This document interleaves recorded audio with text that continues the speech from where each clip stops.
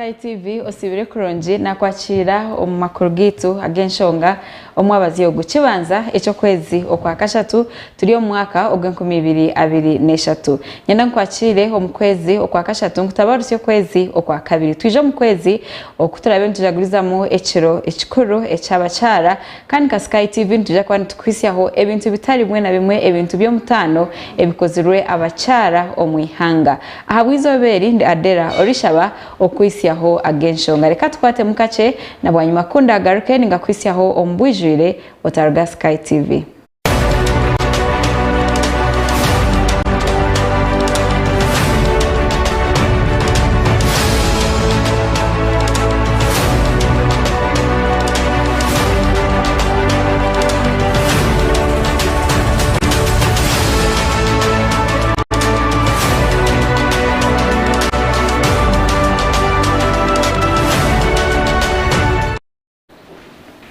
Omurundo gundi nakwakira omugenshonga omwabazi yogu umuhereza wawe ndi Adellah Orishaba omusigazi mwesigwa Eric ori kugira ngo akokibwa ahakifuba yarugayo yayatura ari kugira ngo abakuru okuruga omukibina no unit platform nibo bamwokize bari kumuraganisa kunubija kumuhereza sente zikwingana miliyoni 50 kandi abagaruke bamutware aheru yihanga bari kwenda ngo baheza kumuhereze be bintu kandi hati bwanyuma y'ebyo nakubaho ogunagira ngo abamuraganise byo nabamubuzireho kandi ati nagira ngo ari omumberambi mwesigwa Eric yabari hakitebe cy'amahembu ya ubiyaba navuganaho n'abakuru omukitongore cya National Unity Platform ebinabikora ngo ayitegerezanye n'abebembezi b'ekibina cya abari kubeherera government nirukamba abantu babo yari banzijanjabira akakarwaliro ko yakusangamo mvuga gyasanga okay dwaje bali banzijanjabira like afanda abuza dwaje bali banzijanjabira pa now siwe kiri mwesigwa Eric nagira ngo omukumi wa Robert Kyagulanyi Bobi Wine ubaherize kwata King Zari nwari kubahereza za dirwezo. First of all chokera dala okubantuka mu mikono ja government waliwo mukwano gwange omwavuga yalaba embera je mpitamu ngana bandi waka nanga mane mwesigwa eni upinga yo wafuna obuvune naye kati ekola wo kikatukubera ngo oli waka aina mukwane gwe omu ali mu police namunyumiza ko shamugamba mvuka go bakwata go bacha passe mabegako chali wange naye ali wakata ina treatment akali mu mbere tali nungi so na connectinga oyo guy na connectinga ngeja ina mkwano gwo musirikale neba nangamba katugezera nga tukufuni obujanja byo busingawo so kukubandi tutuse mikono gy'abasajja bano ngwa mukore nka mwesigwa yagira ngo ine motoka ezabo ezekike kya drone ezibari kukozesa we ari kugambira amahege y'ihanga Brigadier General Felix Ulaije yashaba abantu bona okutaho owenge wabo haro sente eziri kukira magara no ekisoka kutaasa bulamu bwe kyetukola kati buno bujanja bitobusubira bwa mu clinic bwa dwaliro yennyini era mu nsonga lwaki tugereye abadava mu x-ray sibwe guli wamu yes so kusokera ddala kutaasa bulamu ebirasi byange nti bannaye teriyo sente za bwerere namba 2 nti bosuubira nti bakwagala nnyo emirundi gisinga bagala kukozesa batuke gye bagala okutuuka namba 3 tweyune program government zetaddewo tufune sente z'emyuga sente za parish development model weziri teziriko bukwakulizo tewetaaga kutuusibwako buvune ofune sente namba 3 ebweru gye batusuubiza abatuuseeyo mumanyi sigamba nti ggulu era olina okufa abiina n'olwekyo bugagga buli wano ewaffe Uganda ziriko bukwakulizo tewetaaga kutuusibwako buvune ofune sente namba 3 ebweru gye batusuubiza abatuuseeyo mumanyi sigamba nti ggulu era olina okufa abiina n'olwekyo bugagga buli wano ewaffe Uganda tukozese programu za government twekulaakulanye nkwegayiridde oli bwakuwa ebisuubizo ate akolaga obukakafu Amakuru gandi abebembezi okuruga omu district ya Kasese erizoba bazibirwa abantu okuruga omwanya ogwa Busongora abari ombyaro ebya Kayanja yo kubanza hamwe na ebiri omugomborera ya Kiswamba bayanga ngo abebembezi batahika omwitaka eri bari kugiranguriraho obutikirizingana eryangoko nibagira ngo ebihandiko ebi abebembezi babaherize byona birimu enshobi. Timeji yabeyebembire RDC owa Kasese Joe Walsimbi, ol chairman wa district Elifazi Muhindi, ol district surveyor RPC hamwe na diso kandi ababona nibo abantu omuri Busongora bayanga ngo batataha omwitaka eriho obutikirizingana okwezo kwahwire abarisa kuruga omuri Nkoko hamwe na Kayanja ya kabiri bakanga okusharamu kwa government okokwikiriza abahinji okorera emirimo yabo ahitakeri.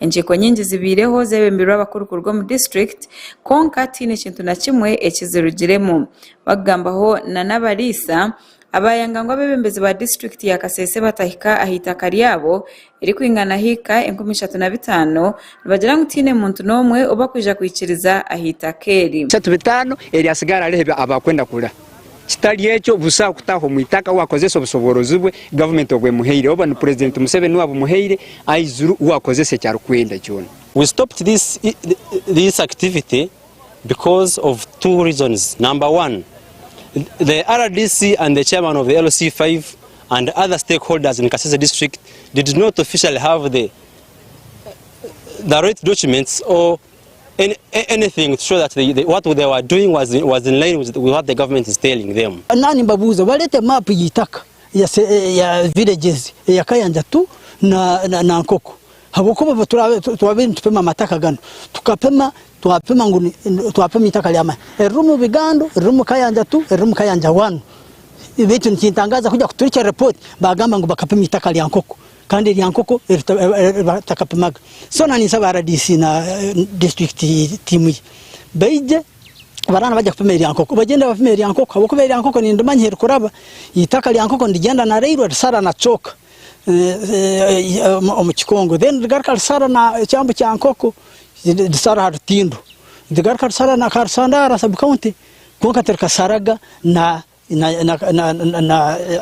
hima ame production farm obwahati nibenangu president Yoweri Museveni abase kutaho mushongezi abebembezi ba district ngubo baremirwe bagira ngo abebembezi ba district bagwerire orubaju babura kuca kurungi enshonga zabo yito mu bwinganiza bwenyine RDC arana gangu nakora umurimo gwa government abanza tupemere 15 zetu kuruga hitaka lya mahe na bando yita hekorabo the rest yasigari itako bahasigare mitwaro engahi barutwari analese kiro chun either izire kutwita eira hene echumulese. My appeal to the government is let the government come out and solve this by itself, not through the Kasese district local government.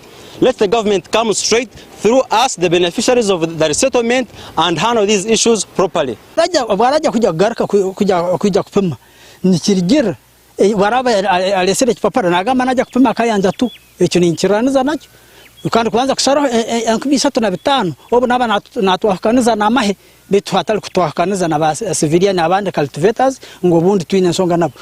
Ori chairman wentebe ya kashatu ahawe gomborera ya Kiswamba yo face katenene nagira ngo hene echemerire kukorwa ombwangu atakabire honge cyabireho mwaka ogwe 2014 to see bloodshed like it happened in 2014 in the same village. The other time it was Kayanja and Bigando. Now this time it is Kayanja and Nkoko. I'm asking myself as a leader, why are all these land issues happening after 2007 when the government settled people in the district? Where are these people coming from? If these people of Nkoko were claiming they are evicted from their land, what report does the other committee that evicted them, what report did they give government? What did the government recommend? So for me, I would ask, for us as the local leaders at the district level, if we are being implicated in these scandals, let us be aside, a team of ministry or from Ministry of Lands or from Prime Minister's office, come and intervene. For us, we go aside and they can handle this thing independently. Nibenangu abarisaba bagume bari ombuchurera ahabo kugira ngo buri kimwe cyona nikija okutebekanisibwa. My people to be peaceful. We have seen enough of conflicts and we need these things to be resolved. We want to live harmoniously, but we want to live in a right way.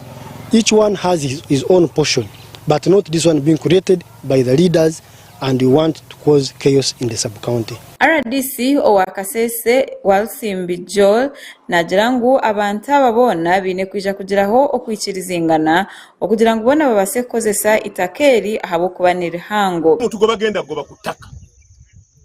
You understand me well. Era namwe abaina sheriff interests muzejemu.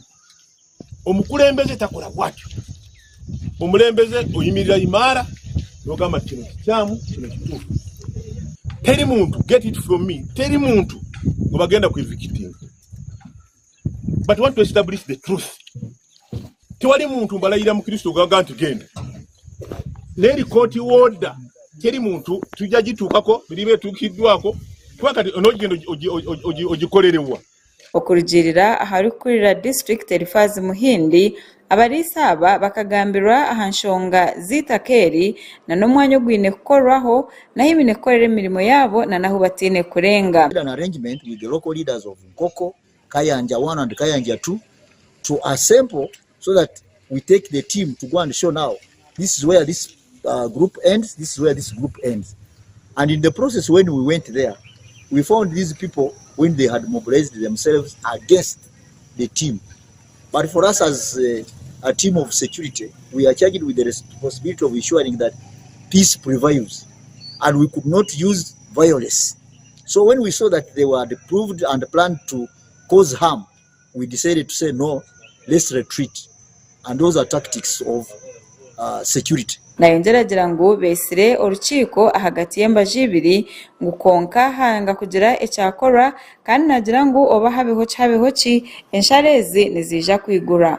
The pastoralists give us 5 people and some elders. The crop farmers give us 5 people and some leaders from your group, and we meet. And so we are meeting them today. And from today's meeting, we are going to fix another day to go and do that work. There is no shortcut. It is very clear. It is very clear. Come rain, come sunshine, the demarcations will be made. Because the report is there. It is backed by all people who have the authority. Ministry of Land was represented, they sent surveyors. Ministry of Defense, that is UPDF, they sent in a surveyor. And State House sent in a surveyor. There is no way you can challenge such a report. It is not against anybody. It is in all fairness. Amakuru agagasha kwa Tumusime Gerard. Abashubuzi ahamwe na nabakozi gitira hamwe kugira ngo babase kwetandikira gombe na rishibigombe ebyakwasa kubaretera kutunguka ahamwe na ebizibu ebiri kubateganisa na mnonga nko birira. Ebi ni byije aho bwa nyuma y'abebembezo muri Mbarara kurugayo bakoreka okwetombitwa kw'abashobozi ubutagira kibina ekiri kubagita. Ebizibu bitwine ng'abakozi tukwisha kumaraho twategise mu union. Aho constitution ya Uganda netwikiriza kwegita ombibinebi omu article 40 kugira ngo umukozi ubone yegisiro mu union ez'abakozi nabayinira kayo kugamba kahurwa kandi akabasa no kugikiyasha bakikahebwa ariko mu union. Asa ebizibu twine mu kabakozi niza kwanza abakozi abatari ba informo ninga chikota formo no shanga umukozi agiha murumo atina appointment letter hato shanga bariko bwire yabayine bangu binga hamurumo ninga shibamwemereza contract yindi bajemeza etari sign shanga bajemereza hati chat bere kizulu bijagamba no mukozi sa aha muntu ogwe amwe babihakana ekino shanga natina tubakashara kace twenda mutuje tushitame no mukozi sa weye ayongese bakashara jota koziriki mwene bibona bitwereza umuhanda kugira ngo abakozesa nabo basa kubona iyo ayibo kubasa ku kwetombwida narishi okushaba ko bakozi bakubasa kumurwa bakabasa koraje kandi angora n'abakozi nabo bagirira kari yabo rumwe ero bakubasa kugambaraho bakahurwa ebyo ebiko bitabakorirwe ngasite kanso ndibasa ko umuhine bitabakorire ubundi ngakatere kaho tarimizi tarumashanyarazi kandi tubiho musho mbwene koko bari mu kibiina cyabo kitureetera okurahuka okugambana. Mwesigire abireba omujwekegwa omu kitongole kya Notu yashoborora ngu gavumenti egerezeho gukora kumwe na n'abakozi. Yayongera yashaba abebembezi kugezaho bakarunda n'aba bodaboda abakozi abandi nk'abari kweguza mihanda bagita mu bigombe kubayisaho entunguka omu bibuga byona. Notu is going to move forward and we are planning how we move forward.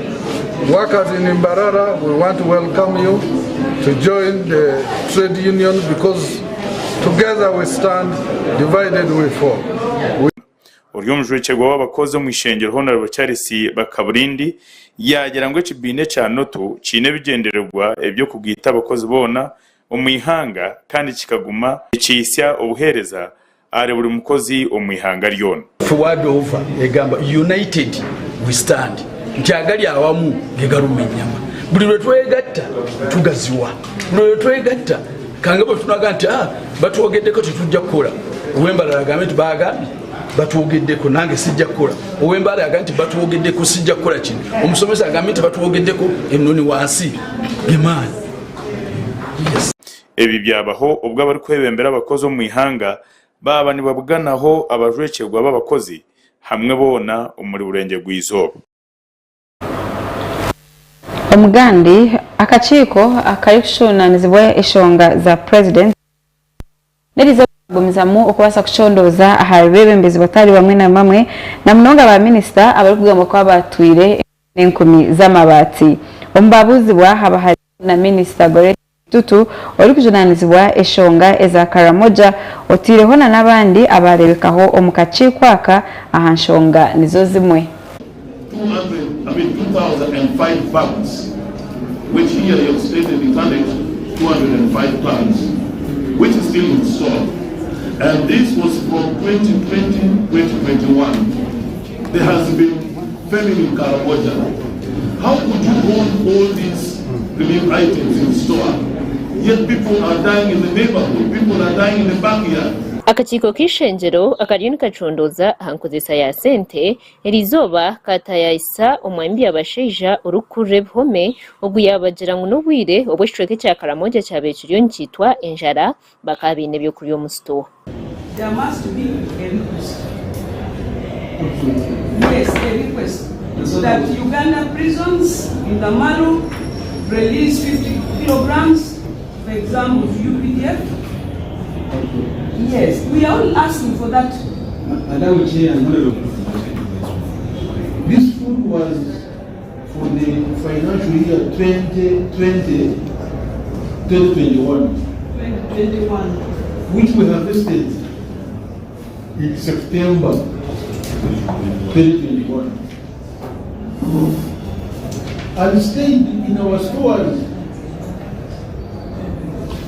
for 14 months. Eki cyatangaza abanyishengero uko abantu bakwika akwitwa njara kandi hariho ibyo kuri. Saying you were part of the process of abating some of these processes of hunger in Karamoja. How do you hold all these quantities of relief items in store and you fail to distribute them to the vulnerable people of Karamoja? Had produce of food. You started operating from 2015. But we only asked to say for one level, one financial. So are you saying that this table is for the distribution of food produced from 2021? Because we want accountability for each year. Ogu yabuzwa ahambuzi ezagabirwe n'enshonga bwenki ziriyo nizife kitararine. The issue of the distribution of the goods. In the report, you stated that NARO and then is it the Nakwin Zonal Agricultural Research and Development Institute, which has got widespread knowledge and experience in goat breeding. We are the ones actually are meant to do this breeding. But Honorable Chair, we received reports from the Karamoja parliamentary group. Quite a number of these goats are all tied. because we are not clear whether it was issues of adaptability to the environment or issues of failure to follow the guidelines. Can you tell us, how sure are you that these people did the rightful thing in ensuring that the rightful breeds of goats were distributed to Karamoja? Because we are told the Gala goats and the East African goats actually do not live very well in that situation in Karamoja. Why did you push for some of these goats that are not adaptable to Karamoja? You should have stuck to the indigenous goats. Bayongera bambuza ahambuzi n'amabati okugajiro mu mukono y'abariyoni bagambwa. But a total of 95,000 iron sheets, 95,044 iron sheets were delivered to the store by the roofies. That makes a difference of 27,664 iron sheets. Why is there that difference? Lastly, on the issue of the donations, if really the budget was to give the people who are more iron sheets, why do you, first of all, before you have given iron sheets to the Karamoja, you see your colleagues who had not even asked for iron sheets? We just started to make it easy to know that we are minister. Now we are here saying that 814 million plus was the mark for transportation. I want to understand exactly how this relationship with the UPDF came out to help facilitate the process of distributing this money. Did you give this money to the UPDF to carry out the transportation, or you did not actually use this money but took advantage of the UPDF to do the work? Obo ekigunda cha SkyTV kiri kweyongeramu amani abakozi aba Radio 5 nabo bayireka okubetekatekire okwegita aha kigunda okugira ngo bacongere amani kandi ikintu kija kwa kiriho ebiro mushanju ebyokwezi kwa kana aha University in aba nibagira ngo bo barinzire eshaha yonka. Twakira abanyakamwenje, twakira abanyambarara, twakira abanyakejegwa, twakira bari kasese, abanyakasese kuti mwasingeyo mwe bari kurikize kinemba cyetu ekeri radio 5 Sky Television okubagira ngo ebiro munana byo kwezi okukwetwa okwa kana kija kuba kiriye kigunda cha Sky Television a University in okukira munonga no kwenda kutaho obuzari burungi aharubazuru rw'ebitongore byombi okugira ngo muri kureba kandi nane emutwire n'umuhurura mwongere kwitegereza kumanya ngo abantu babe batwiremba bahereza nubaye numbasaganira nabo numbasa kwatagana nabo mbikwatiye na business okukira munonga no kwenda ngo ebituru gukora manye ngo nebyanyu kandi nimwe muri yabitu mbwenu kambagambire izobere nakuba harwe birungi byonka abeshongozi barungi ba comedian ba presenters ba Sky Television ba presenters ba Radio 5 bona no jakwa no tungo mugisha go kuganira nabo mwene chikure kintu kushaba no kugira ngo ijatwatanise niwe na munonga imwabine okugira ngo mu sponsoring za programs zitari zimwe na zimwe imumwe na ntubakira abatumwe ni mama sango biro okwakana tine chivuro kandi tukubakuna no tubeta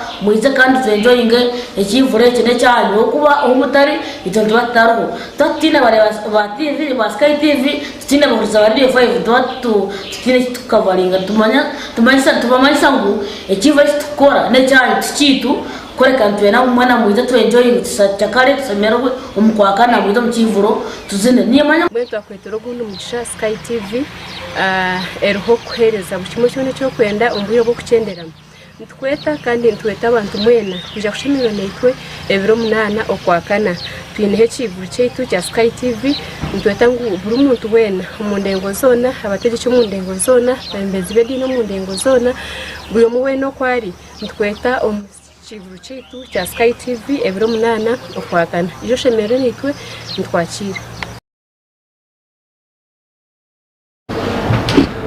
abo n'abakozi aba Radio 5 kandi nabone bija ko abari ahakigunde cha SkyTV ekikuja kuba kiriho ahabiro mushanju ebyo kwezi kwa kana omwanya no gwa University in go twatwinira mu ceka cyitse cyo kubanza eka tumuro kace tugaruka next ceka cya kabiri otaruga SkyTV.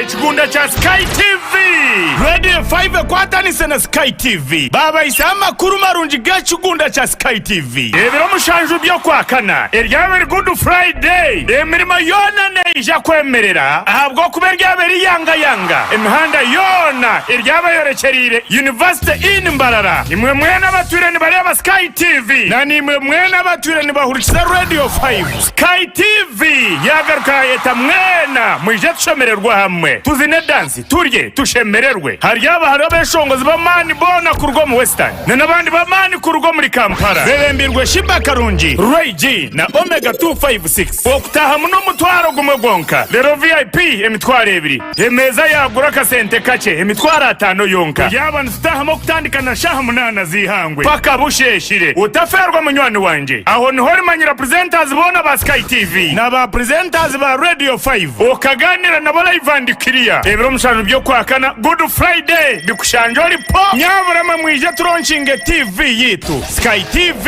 irakarya abantu okwenda kumanya bikiraho teresime yaziro mushanu mushanjina nshanju atano nina shanju nina nango tere yaziro mushanju 0 emwe 92 82 ananishatu ebyo byona bishajikigwe SkyTV Star 5 Motel Radio 5 ngenu nyowe na unakubandya drip muryare banareta na muryango mpagatira macupa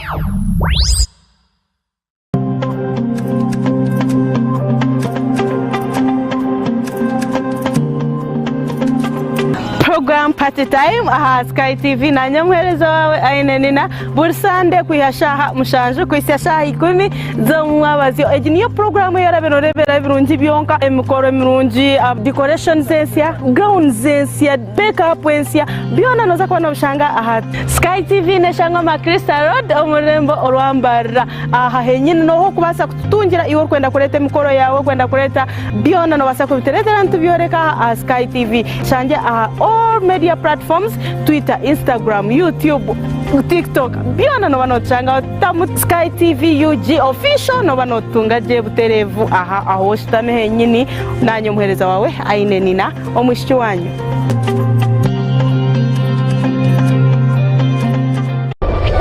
orachimanyire ngo kutunguka kwihanga kuri mu contribution mpango narishikuri mu omuganda muhango oguri kubakozirwe abacara no manya bakaza abandi ebariyo nibakora kubasa kutunguka no mechi bahindwire abo mutano bakahika aho bari ebyo byona noja kwano bireba on program jiraka riyo mukazi orabe naji kwisyaho ninye Adellah Orishaba program neza kwanebaho buri rwa mukaga shayibiri okugendera kimwe mpaka shaha 3 iwe cyo rakore otwegiteho obase kwega iwe cyo takakozire rebo mu cyaro kikozire obase kumwegeraho niwo base kugira ekiwaye korera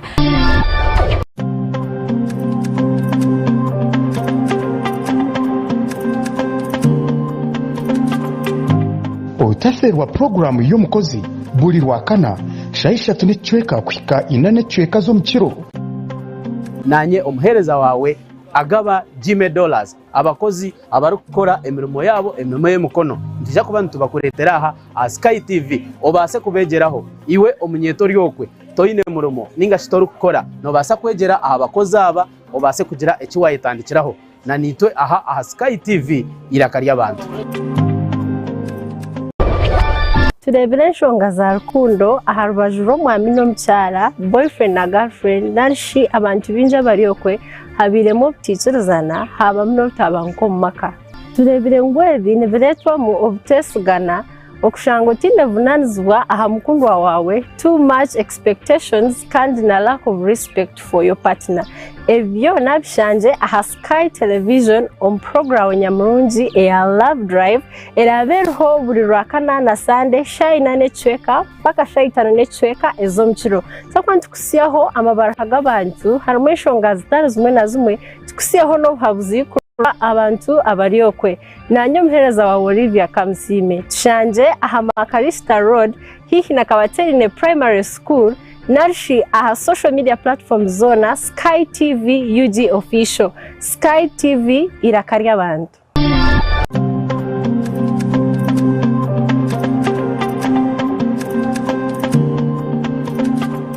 buri Rwakabiri shayishatu n'ekicweka kwika ina n'ekicweka z'omukiro otaferwa program omuhingi n'omulisa aha SkyTV. Kwega abahingi okega abakugu nangwa tukakopana byabo bantu ababasize kuraba omu business age bari kutwegesa kimwe bibiri bishatu okutwakubasa kutunga entasya omu byobuhingi n'obulisa obwe turi kurabira omu mataka gitu make rero tyo tukabasa kutunga entasya nyamurungi obwe program age neza kubone kukiboho nyowe kanwa kagamba Edmond principal farmer omuhingi atarukwata mu itaka.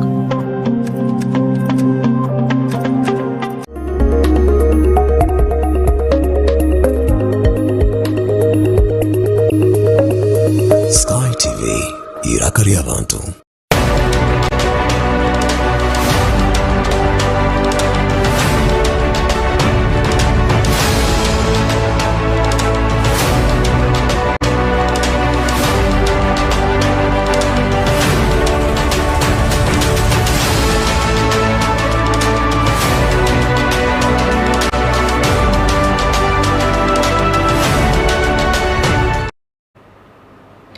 Kurikayo omukahumuro webali mnonga kuba okiri aha SkyTV uri kureba agenshonga omucheka kitu kya kabiri obwo turi kutaho mu kwezi okwa kashatu aho Uganda ekwegitira amahanga agandi okujaguza ekiro cy'abacara ebiro 8 byo kwezi okwa kashatu nza kwantu kwisyaho ebintu bitari bimwe na bimwe ebikozirwe abacara ebintu biwa kugira ngo obundi ekaba nekorwa abashija bonka. Elizoba omunyamakuru witu Diana Kwakunda ashitamire na n'omucara oyine emirimo eyari yo nakora kandi katwereke bingi ebikuceraho.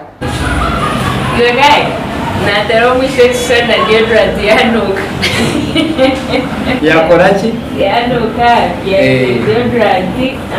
Prudence nashimero kutaya yena sura mwebale kwiza. I'm so humbled to have you here. Okay, hari ekitekateko byo kugira ngo mirimo yo nakukuru. Tikagambira muna. It just came kujangu. It's something I love. And somehow I went for it because after school, Kawanzana for insurance, then after I met some guy who does photography. So I was like, can't you teach me how to take pictures? Photography. So that guy was like, you know, I'll teach you how to edit or push them off until you edit for me. I'm like, no, I also want to go to the field. So he was like, cool, fine. To gender, but I was only waiting for him as time went on, we went for lockdown, that period of lockdown. So when I came back, I was like, I was passionate about photography and I know how to make it a business, you know, how to earn off photography. So I was like, how about I try it? So I really cannot tell the very points at Obunashtami, and I'm like, let me do photography. It's catching the moon. Yeah, it's catching the moon, and it kept growing. Prudence no ha na korachi akatanishira. Prudence ni creatives, arts and creatives. So under Flashy Arts. So Flashy Arts and company for creatives and arts. Or we do photography and videography, hand photo, and then we do artist management. So we manage artists.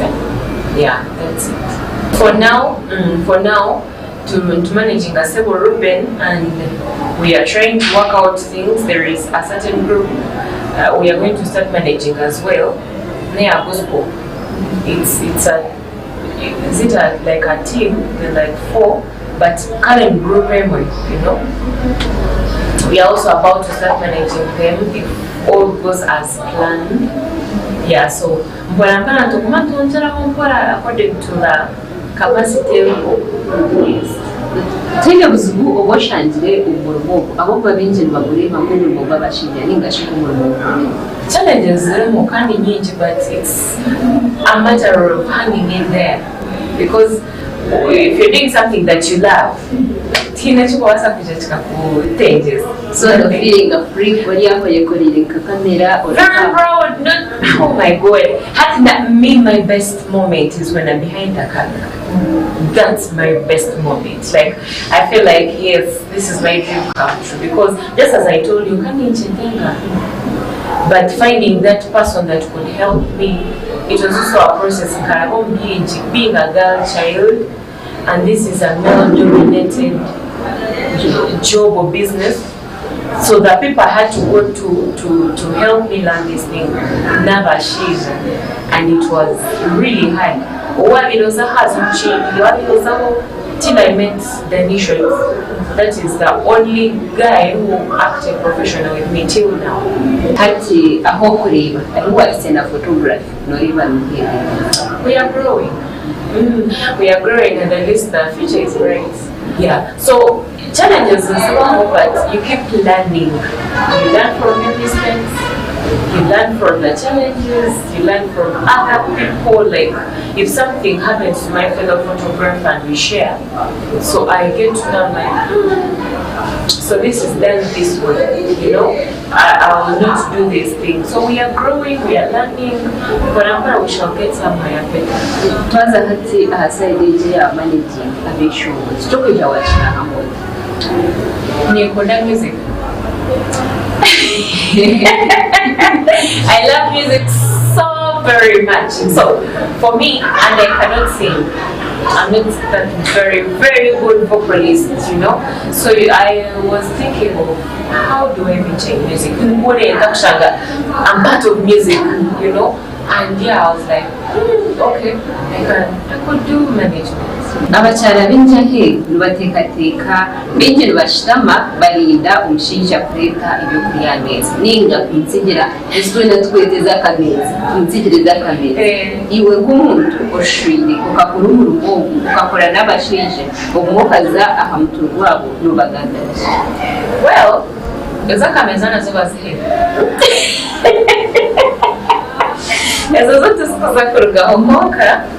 It's always little money.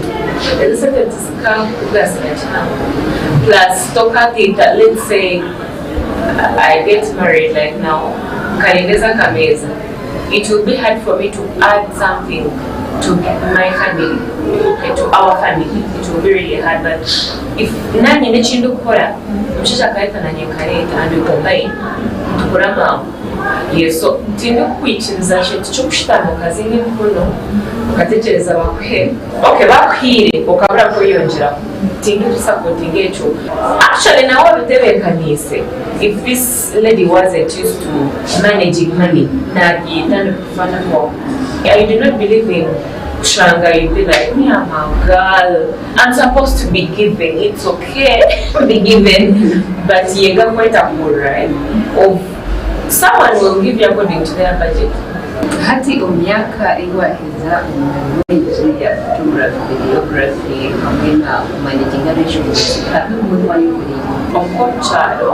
I'm doing figuring. Sorry to the Muslims who are listening to this. But I'm doing a figuring business. Yes.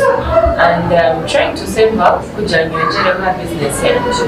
And also get these tangible things of land and so on.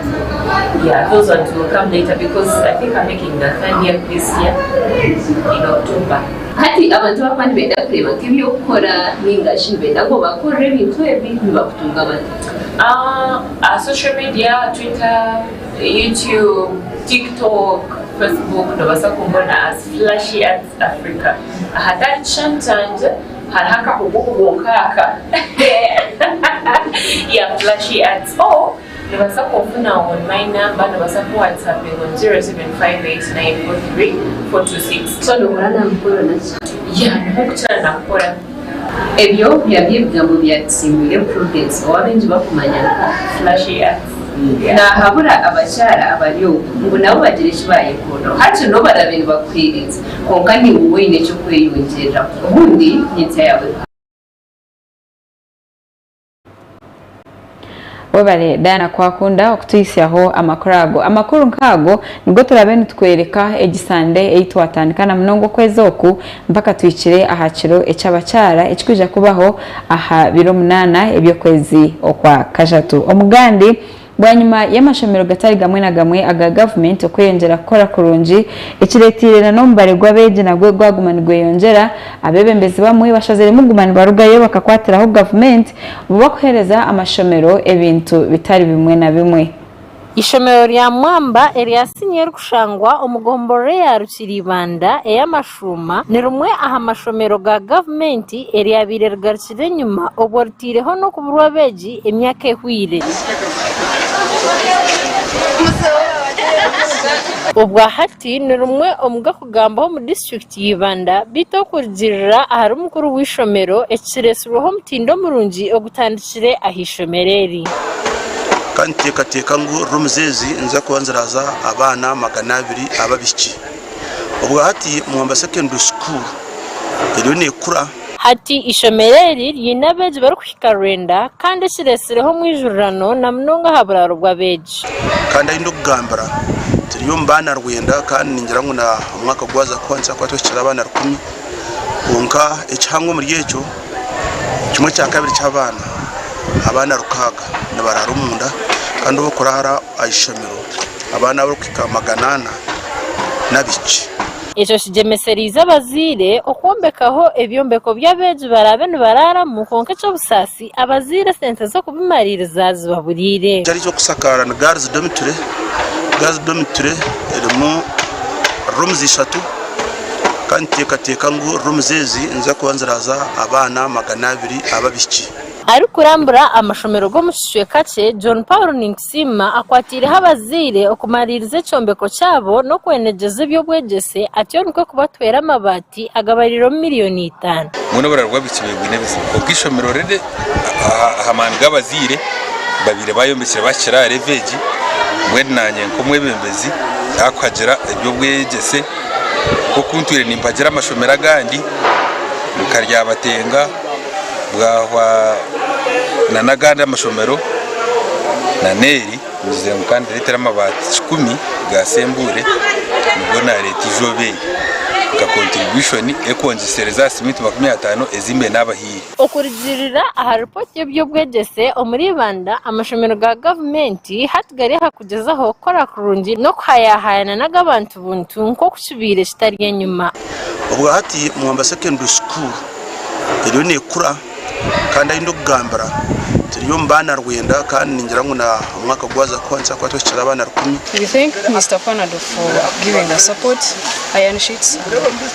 Before we have been very congested in our dormitories, but if this dormitory is finished we will be pleased because the congestion will be over and we'll be very excited to be in a new dormitory. You know, that would be great. Nashanga abiki abamwe barara hansi y'ikitande abamwe barara babiri abahate warebaje aro classroom block ibariyo ni improvising ngo hinduke dormitory yabiki muno bararwa bikibegwe nebise okishomero rede ahamani gabazire babire bayombekira bakira reveji aha bwa SkyTV gashaka Steven Mujuni omuri Banda. Babaye Steven Mujuni nibwo twatwinire omuceke cya kabiri tuja kumuroka cengaruke n'amakuru ku rugaheru y'ihanga otarga SkyTV.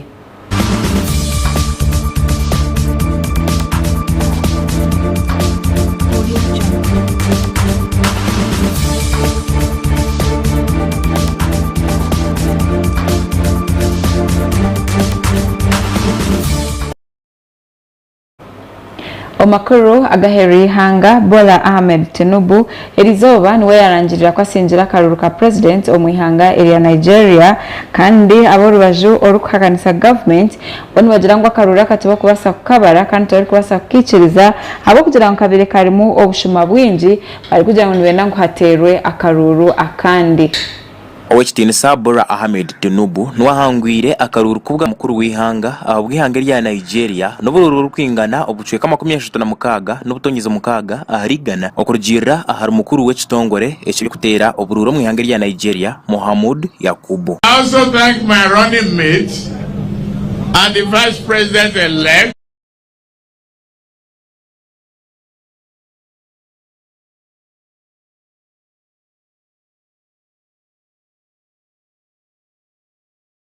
Senate